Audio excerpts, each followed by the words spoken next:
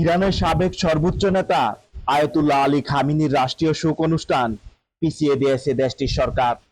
আগে জুন মাসের মাঝামাঝি সময়ে এই অনুষ্ঠান হওয়ার কথা থাকলেও নতুন সিদ্ধান্ত অনুযায়ী তা অনুষ্ঠিত হবে 26 জুন থেকে 5 জুলাইয়ের মধ্যে।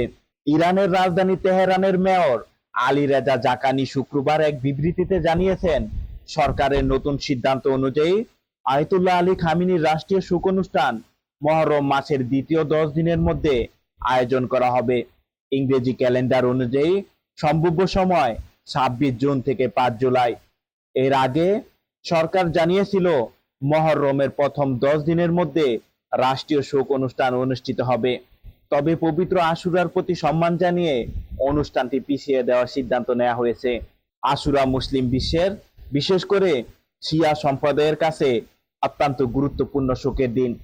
প্রায় 1400 বছর আগে কারবালার প্রান্তরে মহানবী হযরত মুহাম্মদ সাল্লাল্লাহু আলাইহি ওয়াসাল্লামের দৌহিত্র ইমাম হুসাইন রাদিয়াল্লাহু তাআলা আনহু শহীদ হন।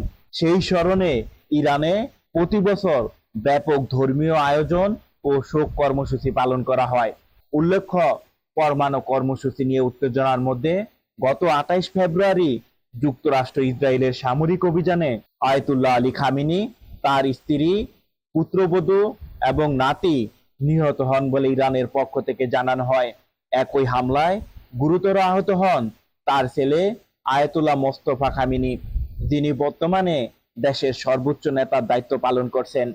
ইরান সরকার জানিয়েছে, খামিনির মরদেহ এখনো সংরক্ষিত অবস্থায় রয়েছে।